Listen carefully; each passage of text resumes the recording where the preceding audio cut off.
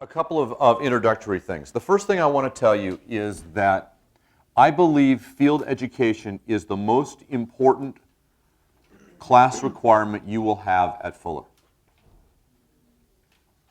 Most people will tell you, oh, this course or that course is the most important. I believe field ed is the most important thing you do. But I have a very different take on field ed than you probably had before you arrived at the school. Most people, when they come to field ed, they think of field education as, well, that's the time I get to go out and practice. Kind of like, well, my daughter's a singer. And so she spends part of every day in the practice room at the college where she attends, doing scales and practicing whatever piece she's working on. And that's how people typically tend to think of field education. I will tell you that piece of field education is important, but it's not the piece that I'm most interested in you learning. Here's why. I'm not going to ask you to raise your hand, so don't raise your hand. But I would probably ask you, if I were to ask you, how many of you think that we learn from experience? We all know that. You learn from experience, right? Scholars will tell us nobody learns from experience. What you learn from is reflection on experience. We've all seen and known people who have done some stupid thing and learned nothing from it and then did the exact same thing again. I won't ask you to give me examples from your own life in case that may or may not have happened to you. I certainly can point out to plenty of times. Or I can point to times when I learned the wrong thing. So for example, I remember when I was younger, I was in high school and I wanted to learn to play basketball better. I was the 15th man on a 15-man basketball team. And I wanted to get better. So I went in every morning at 6 a.m. The coach would be out running the laps, and he would let anybody who wanted to come into the gym and practice. And I was the only one that came in for 3 straight months. Came in almost every morning. And when I look back on that, I discovered that I learned absolutely nothing from it. Because what happened was I was practicing the wrong thing. What I had learned is I looked back on my time in games and discovered that I was most embarrassed when I couldn't do one thing well. So I practiced that one thing for 3 solid months. And you know what? 2 things happened out of that. One is I now can tell you that that was not nearly the most important thing I had to learn. And number 2 is the way that I was practicing was actually making it worse. But I didn't know. I was making rookie mistake 7B. I mean, just, if we were to list rookie mistakes, I was just making a classic rookie mistake. I'll tell you, one of the things that's going to happen as you engage in your internships is you will make standard rookie mistakes. How many of you have ever done youth ministry? How many of you ever talked to a teenager who thought they were the only one who had ever gone through adolescence? And they were listing for you all these things that were happening and why their life was just so new and different. And you were thinking, oh, we have names for that. Now, on the one hand, you can't turn to the person and say, oh, look, you're a cliche. That really doesn't help much. But on the other hand, knowing that they're a cliche also means you know what's coming for them. You know what's next. And so you know how to help them. Part of what happens in field education is that you engage in the kinds of work that would allow you to make lots of rookie mistakes and then to reflect on them and to learn from them. So what are we going to spend our time today doing? What we're going to do is spend about an hour and a half talking about how to learn from experience. Because it turns out that most people aren't very good at learning from experience. I remember talking to somebody, well, I started to hide the identity. I remember talking to my dad one time.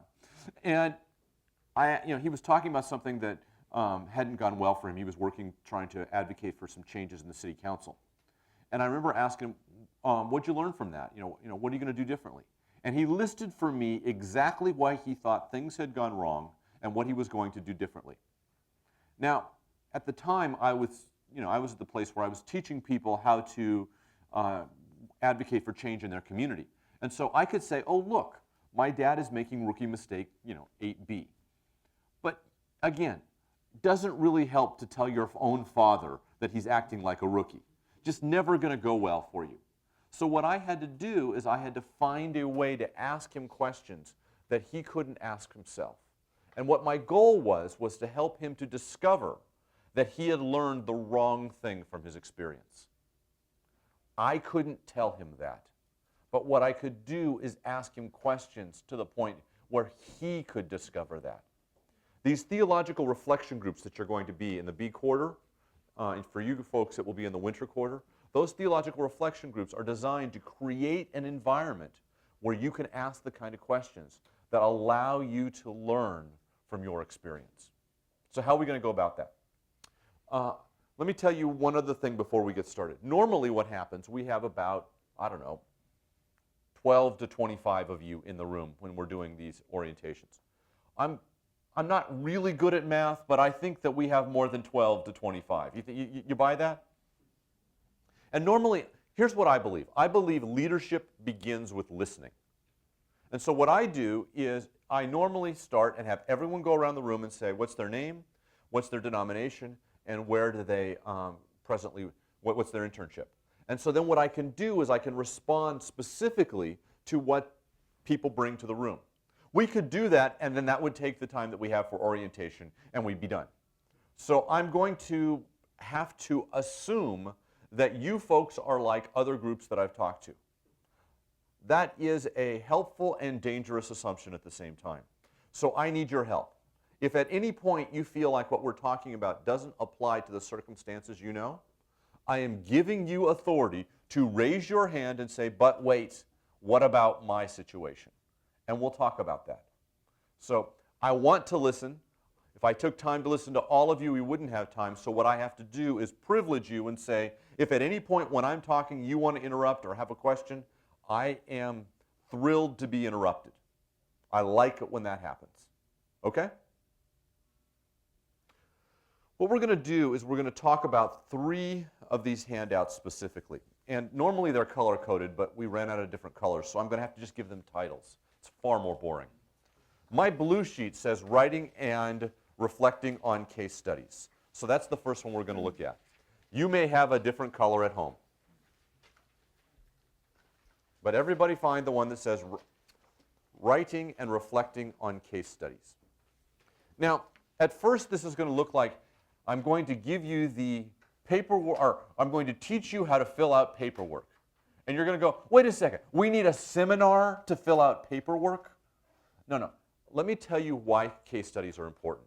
You're going to fill one out by the end of the quarter, and you're going to then use that as the substance for what you talk about in your theological reflection group. And that's a good thing. But how many of you have ever encountered a situation that was new or different, and you said, wait a second, that didn't go the way I expected it to go? You ever been leading something and had a time where things did not go the way you thought they were going to go? Well, if you haven't, that's why we got internships. Because I guarantee you that in your first 10 weeks of leading as an intern, you're going to find something that doesn't go the way you expect it to go. Now, what you'd love to do in the midst of that moment is to say, I want to call time out, and I want to go, if this was like a game, you would call, this was a Laker game, you would, they'd call time out and they'd go talk to the coach, and they'd figure out what to do, and they'd go, okay, let's get back into it. You can't do that in the middle of a ministry situation. So what most people do is, especially if it didn't go well for them, they work very hard to never think about it again. Because it was embarrassing. But every scholar who has ever written will tell you, every scholar who's written on leadership will tell you, you learn more from your mistakes than you do from your successes. So what we want to do is teach you a skill that provides you with a venue, a way to think about when things didn't turn out the way you expected. We can guarantee things won't go the way that you expect. And left to your own devices, most of you won't learn from them. Those mistakes are precious. Learn from them. They cost somebody something.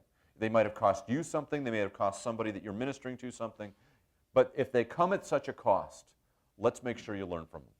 So what I'm about to teach you is how to write up a case study. Now, you're going to think this is just for a class. I can tell you that I use this all the time in my own life. I was working one time with a group of other professors that were brought in nationally from it was a big, important meeting, and all these kinds of things were going on where I had all these professors gathered in a room. And I said something that caused one of these professors to burst out in tears and to say, "I can't believe you said that," and run out of the room. Now, these are grown-ups. I mean, if I had been doing this with 8-year-olds, okay. But, this was grown-ups. Now, what was my instinctive response to this? My instinctive response to this was to say, what's her problem? My instinctive response was to blame her and say, clearly, I didn't do anything. But then I remembered all these times I've talked about case studies. And I said, when something doesn't go well for me, it's probably a moment when I've got something to learn. So I sat down and I started to write up a case of this. And I thought it would be like a couple of paragraphs. 4 single-spaced pages later, I realized that it was part of a very large question. And it gave me a venue then to write about what I thought I was learning.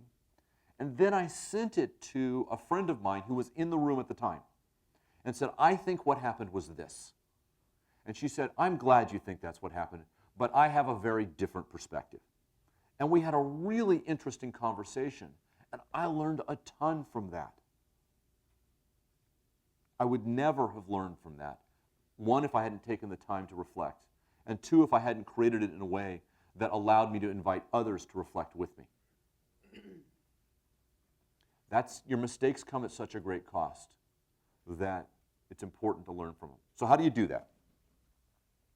The purpose of a case is to capture the essence of a leadership situation so that the writer and others can use it as an environment for learning. Normally, it should fit on a single-spaced page. We're going to work through a case study in a moment, and you'll see an example of a case study. The purpose of your reflection is to make connections between spiritual formation, academic coursework, and your leadership situation. We are working under the assumption that your life of faith and what you are learning in the classroom should impact how you lead. Does this come as a shock to you? We think your education and your faith should matter.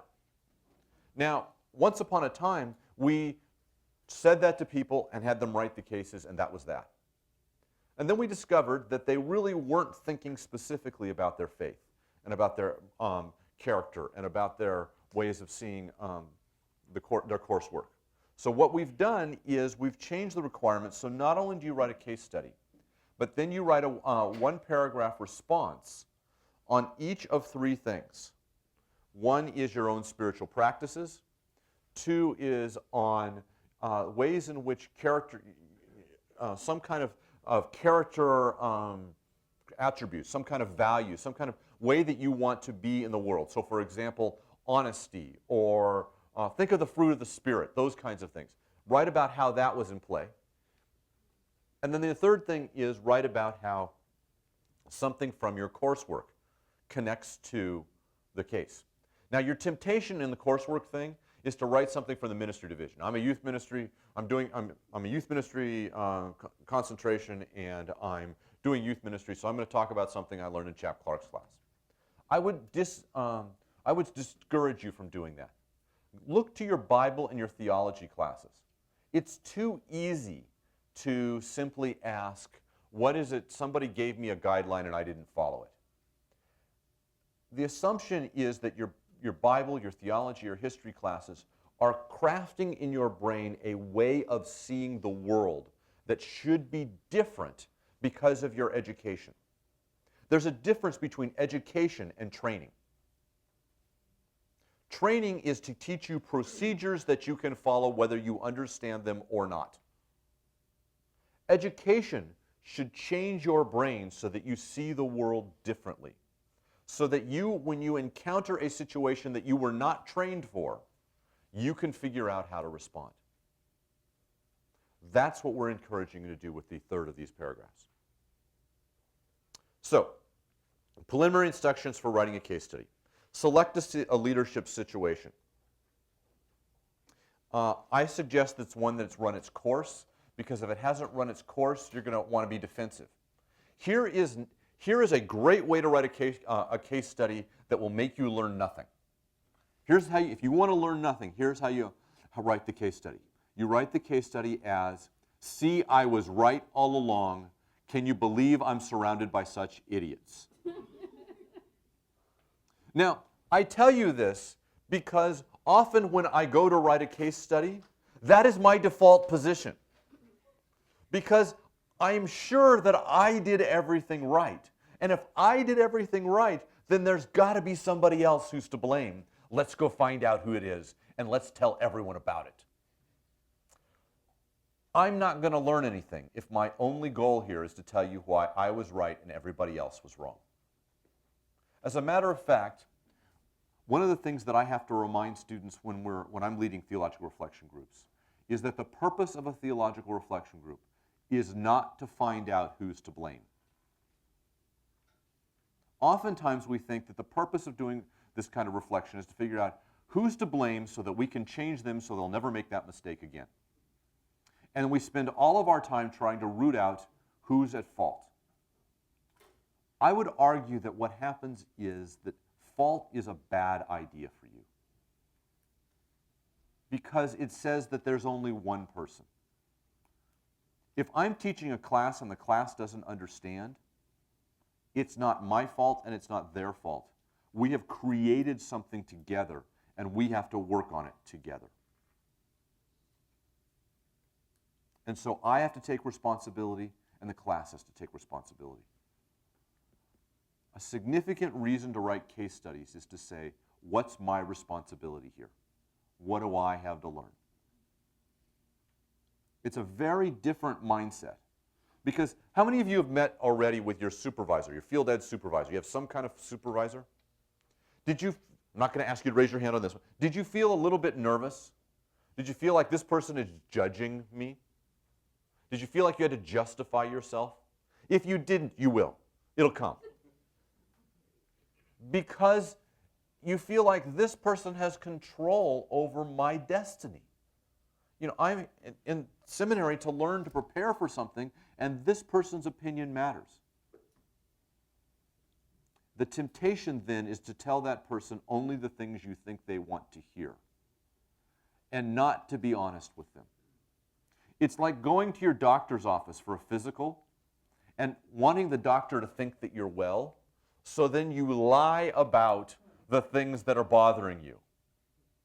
Well, the purpose of a doctor's visit is not for the doctor to think well of you. The purpose of a doctor's visit is to talk about the things that the two of you can work on together. If you have nothing constructive to work on with your field ed advisor, your supervisor, then go back and think. Because that means you have now mastered the craft of ministry. Can we just agree up front that's not going to happen in at least the next few weeks? And then it's not going to come as a shock to your field ed supervisor that you have not mastered the craft of ministry? And so you can just simply go to this person, and there are sometimes people raise their hand and go, wait a second, how do I talk to such a person when they expect me to be perfect? Here's what you do. Set the stage. You say to them, I want to learn. I could spend all my time talking to you as my boss, saying all the cool things I've done, and I wouldn't learn anything. I want to learn from you. So what I want to do is say, can we agree to talk about the things that I have the most to learn? And ask that person if we can create a relationship where it's safe enough to have that conversation. You can take responsibility for your own learning. So how do you write? I would suggest that you describe one meeting or event. It's going to be very tempting for you to say, okay, wait, let me start at the beginning. No, wait, I got to go back. No, I got to go back. Okay, once upon a time when I was a child, and no, got to go before that. You got to know my parents. you just keep moving backwards and backwards, thinking that there's all this data that people are going to need to know in order to make sense of the situation. What I suggest is start by pretending that whoever you're writing to knows everything about all the people, all the background, and then just tell them what happened. So that if I was talking to my wife about something that happened with my mother, my wife has known my mother now for 30 years. So I could just say, Mom called yesterday and here's what happened. She doesn't need to know the background of my mom. She doesn't need to know anything about that. She just, I tell that story. So just write it as if they know all the background. And then once you've written that, go back in and say, okay, what are the details that are going to be absolutely necessary to know in order to make sense of this situation? Otherwise, what's going to happen is you're going to feel like you're going to have 433 pages of background material before you can do the paragraph and a half describing what actually happened. You're laughing. You will remember this moment when you're writing your cases. Because you're going to say, but how are they going to know? Okay. So if you leave a detail out, will you be in the room when you're reflecting on this with your theological reflection group? Can they just simply ask you a detail? Well, yeah. It's much better to leave details out and tell the story than it is to feel like you have to fill in all the details and everyone gets bogged down and lost. The other thing I would suggest that you do is separate directly observable data from the interpretations that you make of them. Separate directly observable data. So for example, if you said, he was mad at me because I was late. What you're doing is you're inferring that you showed up late and therefore he was angry. Now, it may be he turned to you and said, I'm angry at you because you're late. Okay, that was not hard to actually, you can just simply say, he said to me, I'm angry because you're late. But it could be, and you're going to find out that this is a shocking thing, the world doesn't revolve around you. It may be he was angry before you got there. It may be that he wasn't angry at all, he was just concerned about something. You have read a situation and drawn conclusions from it. Let me tell you the classic story that I always tell whenever I think about drawing conclusions from directly observable data. Have you ever been teaching or talking to a group and you know you've just done something stupid? You can see everybody in the room reacting to it. I was teaching one time, and at one point I realized every woman in the room was doing this. Now, clearly I had done something to offend all the women. So I'm still talking, but in the back of my head, I'm replaying the last 5 minutes of conversation, trying to figure out what stupid thing I've done. You ever been in that moment where words are coming out of your mouth, but you're actually thinking about what just happened? Well, and then it gets worse. I realize the guys are doing it too. So I said, okay, here's what I got to do. I got to practice what I preach. I'm drawing conclusions from this data. I just need to check those conclusions. So I said, we're just going to have to stop for a second. What stupid thing have I just said? I mean, clearly you folks are pretty angry at me. And they looked at me like this. What? And I said, yeah, you're all looking at me like this. And they go, we're not angry, we're cold. And there was like one of these, these clocks that we have in many of the classrooms. It listed the temperature. This one has 14.2 degrees. I think that might be Celsius. But that classroom was, I believe, 56 degrees or something, 58, something, darn cold. Well, here I was taking all this action based on what I absolutely knew to be true. I was sure I'd done something stupid. And I was planning the rest of my class period based on how to rectify this mistake that I had made, when in fact, my conclusion was completely wrong. What I have to learn to do is separate what's directly observable. They were all sitting with their arms crossed, looking uncomfortable. Okay, that much I could observe that.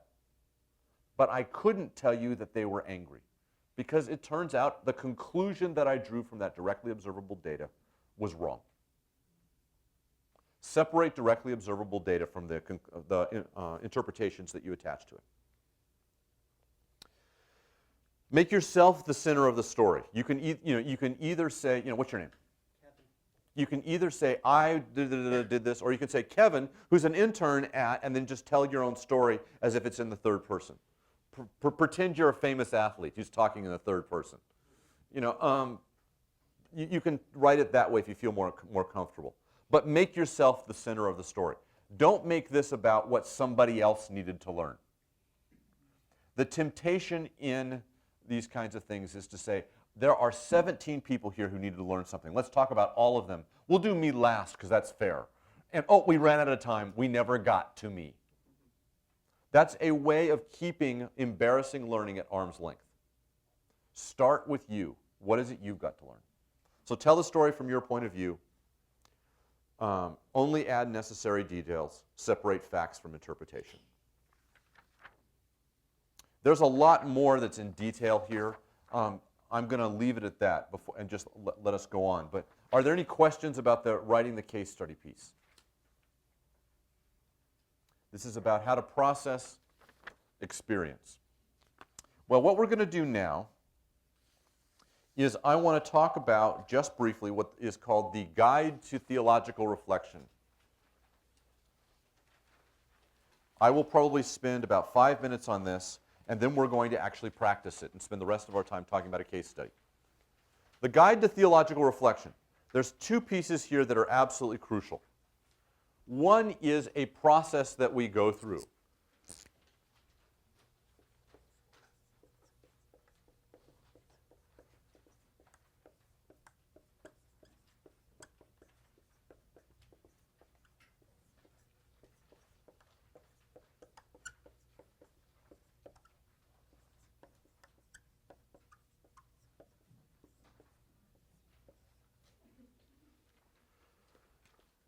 You start at the description phase by talking about directly observable data. Just tell us what you saw. So what's going to happen is now we're at the points where you've all read the case study. It's, what's your name? Howard. It's Howard's turn. We're all in Theological Reflection Group. Howard's brought a case study, and now we're going to talk about how to interpret it. And what we do first is we identify what can we say is data. And then what we talk about is what do we interpret that to mean? We separate that process. And then as part of the reflection, we talk about, okay, what are the different options here? There's about 17 different ways that we can interpret any particular situation.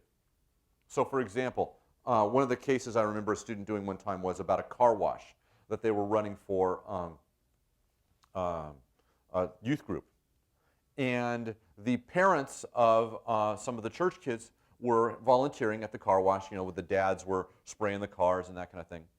And at one point, there was a controversy because one of the moms scolded one of the teens because she was wearing a bikini top. And the mom thought that was inappropriate. Now the problem was that youth group there were about 12 students who were children of the church.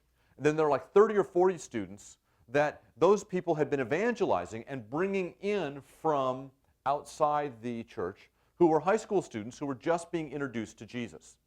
And a student that was being scolded was somebody who was a cheerleader at the high school who had actually done a car wash a couple of weeks earlier in that same place, and she was wearing exactly what she wore when she was a cheerleader working at a car wash.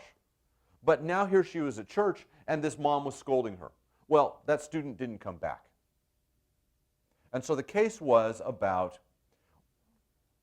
how do I handle the student and how do I handle the mom? And you can see that there's all sorts of interpretations that you could make. When we did the case study in the Theological Reflection Group, the consensus among the group very quickly, way too quickly, was clearly the mom was wrong. because this was a guest who was coming in, and we shouldn't hold this person to our standards. And just everybody was basically ready to write off the mom and say, your job now is to go and give the mom a piece of your mind. And people were pretty much done within 5 minutes. Okay, we're ready to move on. There are other interpretations you could make in that moment. And even if you decided that the mom was wrong, there's a whole range of options that you would have in addressing that. One of the hardest moments is going to come when you say,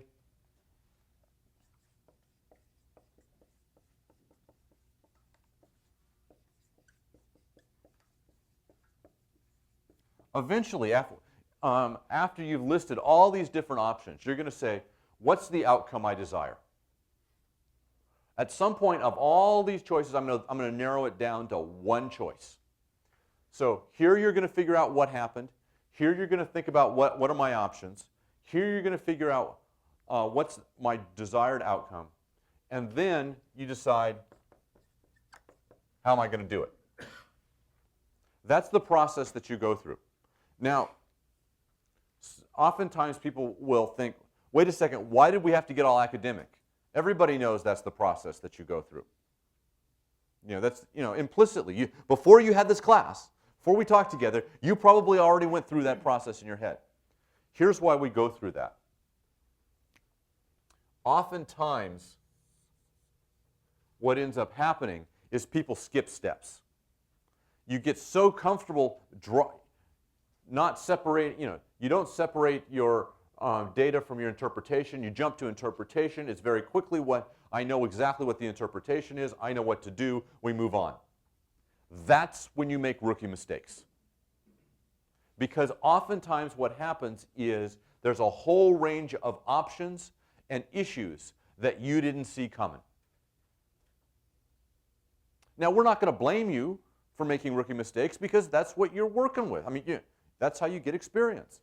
But how experience works inside someone's head is that they have a range of stories that a situation calls to mind, and that they get very comfortable moving through this quickly. How many of you know how to drive? How many of you were born knowing how to drive? How many of you, when you first learned to drive, were very tentative? When I was first learning to drive, I drove like this because I was more afraid of the car that was parked on the side of the road that I kept thinking was going to jump out in front of me than I was of the Buick in front of me. What did experience teach me? That there was a really important detail that I was missing, and that was this. Your eye is drawn to movement. If there's nobody in that car, I can ignore it. The car's not going to jump out all on its own, unless this is a Stephen King movie.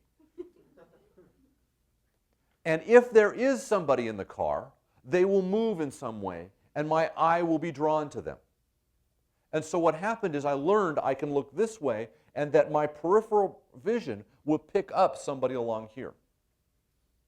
Nobody ever sat down and explained that to me. Just experience and reflecting on why this wasn't working out for me. That kind of reflection taught me that. Well, nowadays, as I'm driving along, I go through this kind of a process all the time when I'm driving down the freeway. Very, very quickly. Because one of the things that happens is experience and reflection on experience teach you this. They teach you what to pay attention to, and they teach you what you can safely ignore. Because most of the time when you make a rookie mistake, it's because you're paying attention to the wrong thing. Or you're drawing the wrong conclusion from the thing you just paid attention to. By separating this process out, we help you think through what's worth paying attention to and what conclusion should I draw from it. Any comments or questions on that? What we're going to do now is we're going to work through a case study, and I'm going to give you three categories that are going to be absolutely crucial as you go through this. Because what we do as part of the theological reflection process is we say there's three categories that you absolutely have to pay attention to. and that left to your own devices, you will probably gravitate towards one of them. Different of you will gravitate towards different of them. But by having those three as kind of a checklist, what's going to eventually happen is that you're going to do it instinctively. But right now, left to your own devices, you would probably pay attention to only one of them. And those three categories are interpersonal issues, organizational issues, and spiritual and theological issues. But it's easier at this point to illustrate what that means. So we're going to talk together about a case study. So if you have the case study that's labeled The Treasurer Who Roared.